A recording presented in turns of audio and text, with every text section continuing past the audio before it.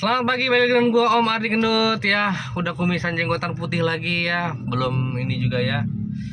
Belum bisa nyukur, belum sempet sorry ya. Jadi pemandangan kurang bagus.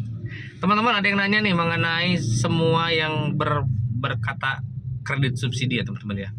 Jadi yang teman-teman ada yang tanya nih di luar KUR ya. Terus saja KUR bagian dari kredit subsidi ini tentang KPR subsidi ya. Mungkin teman-teman pernah nemuin atau teman-teman punya cicilan KPR subsidi mungkin ya. Jadi biasanya untuk perumahan FLPP, biasanya perumahan-perumahan yang memang disubsidi kreditnya kalau ngajukan KPR subsidi. Itu punya peraturan tersendiri ya. Misalkan KPR subsidi misalkan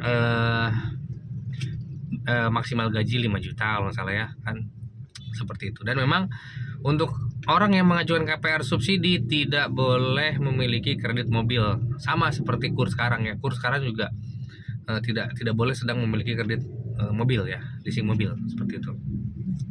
Nah pertanyaannya, teman kita ada yang nanya, kalau suami yang punya KPR subsidi, suami yang punya kredit mobil, saya sebagai istri boleh nggak sih ngajuin KPR subsidi?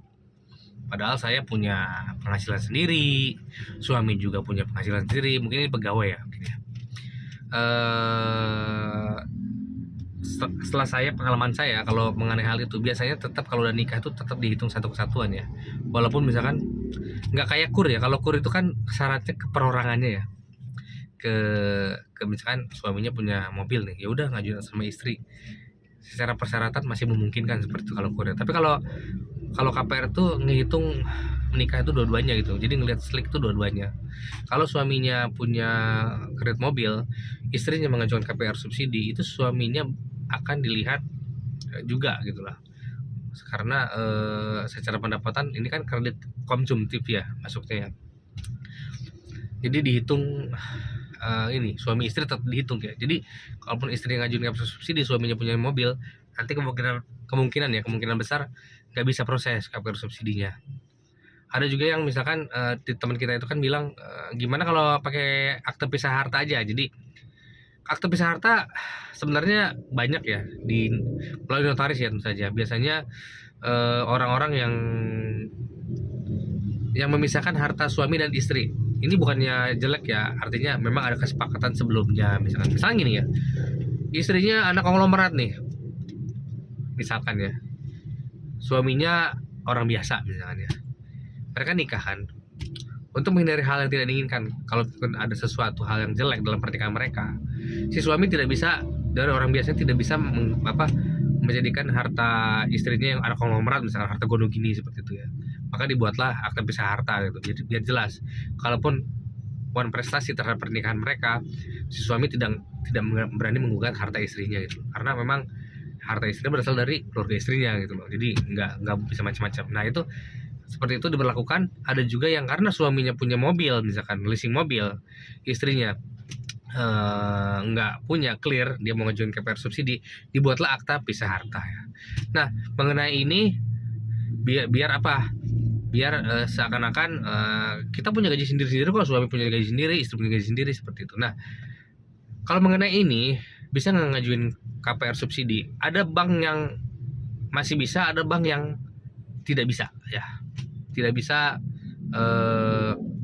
mengajukan KPR subsidi. Mungkin teman-teman yang komen mengenai KPR subsidi bisa langsung tanya ke banknya, Pak kalau saya pisah harta masih bisa ngajuin KPR subsidi itu.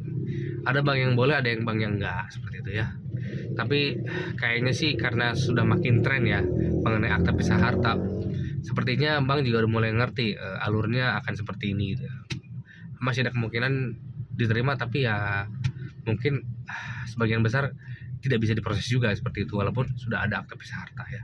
Memang kredit bersubsidi nih, mau KUR kayak KPR subsidi, itu memang diperuntukkan oleh orang-orang yang memang orang-orang yang baru memulai ya. Gajinya ada maksimalnya, kalau di KPR subsidi kan 5 juta. Kalau KUR juga memang untuk orang-orang yang baru mendapat kredit ya kan, makanya ya itu diprioritaskan untuk baru mendapat kredit, makanya dikasih subsidi bunga seperti itu ya. Tapi ini balik lagi ke KUR, misalkan kalau punya KPR subsidi boleh nggak ngajukan KUR? Sepanjang yang saya tahu, saya dapat sosialisasi, kalau teman-teman punya KPR subsidi apapun pasangannya, mengajukan KUR masih boleh ya. subsidi, KPR subsidi, ngajukan kredit usaha subsidi juga masih boleh, seperti itu.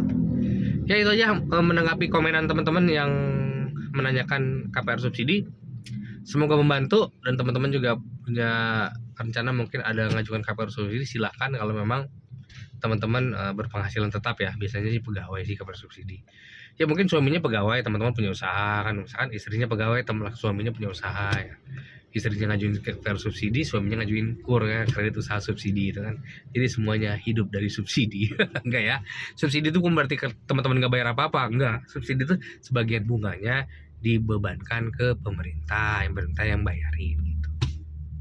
Oke, sampai ketemu lagi di video selanjutnya. Thank you.